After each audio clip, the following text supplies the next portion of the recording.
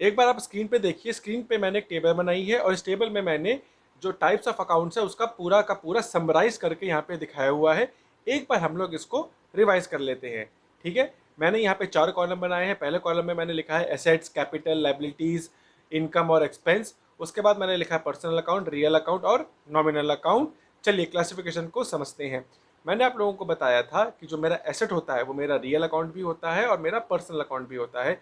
Real account में क्या क्या आता है? रियल अकाउंट में मैंने आपको बताया था कैश आता है, इन्वेंट्री या स्टॉक आते हैं और अदर फिक्स्ड एसेट्स आते हैं। कौन कौन से? Car, building, furniture, mobile phone, telephone etcetera. ठीक है, रियल अकाउंट की क्या खास बात होती है? जो रियलिटी में एग्जिस्ट करते हैं। वहीं पर पर्सनल अकाउंट कौन कौन से होते हैं? एक होता है बैंक अकाउंट और एक होता है मेरे डेटर्स। इन लोगों के नाम होते हैं इसलिए ये मेरे पर्सनल अकाउंट हो गए।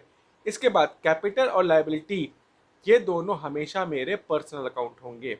आई रिपीट, कैपिटल और लायबिलिटी मेरे हमेशा पर्सनल अकाउंट होंगे। वहीं पर इनकम और एक्सपेंस जो है वो मेरा नॉमिनल अकाउंट होगा। ठीक है, इनकम और एक्सपेंस मेरे नॉमिनल अकाउंट होंगे। वहीं पर मैंने आप लोगों को ये भी बताया था कि अगर इनकम एक्सपेंस से पहले कुछ लग जाए या बाद में कुछ लग जाए, मीन्स कोई प्रीफिक्स आ जाए या कोई सफिक्स आ जाए, तो वो पूरा अकाउंट मेरा पर्सनल बन जाता है। फॉर एग्जाम्पल रेंट जो है वो मेरा जो रेंट है, रेंट आपने पे किया है वो मेरा एक्सपेंस है तो वो नॉमिनल अकाउंट है। लेकिन आउटस्टैंडिंग रेंट या रेंट आउटस्टैंडिंग या प्रीपेड रेंट, ये मेरा हो जाएगा पर्सनल अकाउंट। ठीक है, ये टेबल है, इसको अच्छे से समझ लीजिए, इसे वीडियो को पॉज करके नोट कर लीजिए। ये आपकी हेल्प करेगा पर्सनल अकाउंट को 1 सेकंड में अच्छे से रिवाइज करने के लिए। अब ध्यान दीजिए, मैंने जो यहाँ पर ये पर्सनल अकाउंट, रियल अकाउंट और नॉमिनल अकाउंट लिखे हैं ना, ये जो कैटेगरी थी ना, ये पुराने लोग करते थे, ओल्ड मेथड है। ये सारा का सारा मेरा ट्रेडिशनल मेथड है। ठीक है, तो ट्रेडिशनल मेथड जो है वो अकाउंट्स को 3 कैटेगरी में डिवाइड करता था। कौन कौन सी? पर्सनल अकाउंट, रियल अकाउंट और नॉमिनल अकाउंट। लेकिन जो मॉडर्न है वो 5 कैटेगरी में डिवाइड करता है।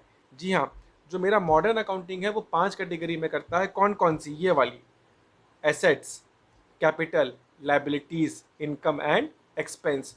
तो मॉडर्न अकाउंटिंग के हिसाब से मेरे जो अकाउंट्स हैं वो 5 तरीके के होते हैं और ट्रेडिशनल मेथड में मेरे जो अकाउंट्स है वो क्लासिफिकेशन 3 टाइप से होता है।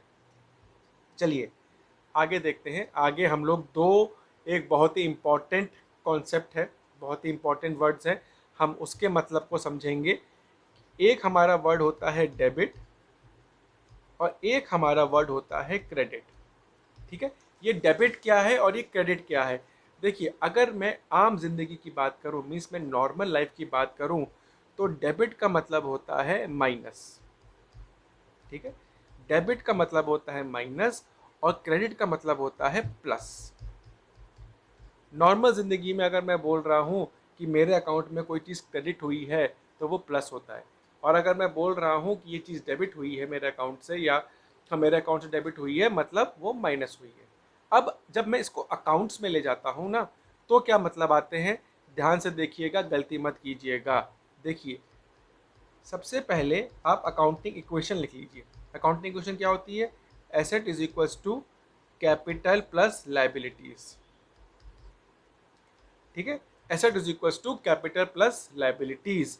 अब ये जो मैंने आपको डेफिनेशन बताई है ना, क्रेडिट प्लस होता है, डेबिट माइनस होता है, ये अकाउंटिंग इक्वेशन की राइट हैंड साइड के लिए बिल्कुल फिट बैठता है। राइट हैंड साइड में ये बिल्कुल ट्रू है। राइट हैंड साइड से क्या मतलब है मेरा? कैपिटल और लायबिलिटी साइड।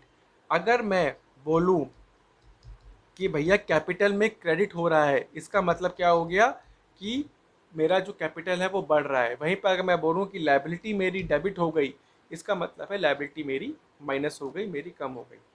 मैं फिर से रिपीट कर रहा हूँ, अगर मैंने ये बोला है कि मेरा लायबिलिटी क्रेडिट हुई, इसका क्या मतलब है कि मेरी लायबिलिटी इंक्रीज हो गई है। और वहीं पर मैं ये बोलूँ कि अगर मेरा कैपिटल डेबिट हो गया, मतलब मेरा कैपिटल कम हो गया। तो जो नॉर्मल मेरा जो डेफिनेशन है डेबिट और क्रेडिट की, कि debit means minus, credit mean plus, ये अकाउंटिंग इक्वेशन की कैपिटल और लायबिलिटी के लिए तो फिट बैठती है। लेकिन एसेट में जब मैं आता हूँ ना तो उल्टा हो जाता है।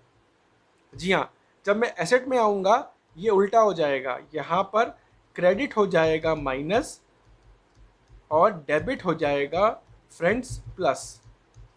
ठीक है, इसका क्या मतलब है? अगर मैंने बोला कि मेरा एसेट डेबिट हो रहा है, मतलब एसेट प्लस हो रहे हैं, एसेट्स मेरे बढ़ रहे हैं।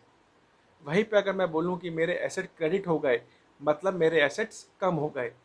क्या आप लोग मुझे बता सकते हैं कि एसेट साइड में उल्टा क्यों होता है? जल्दी बताइए।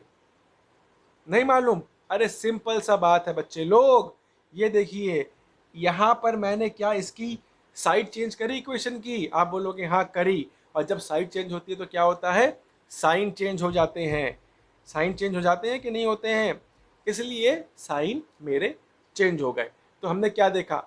एसेट में क्रेडिट मतलब माइनस, क्रेडिट एसेट में क्रेडिट मतलब माइनस, डेबिट मीन प्लस। वहीं पर कैपिटल और लाइबिलिटी में क्रेडिट मीन्स प्लस और डेबिट मीन्स माइनस।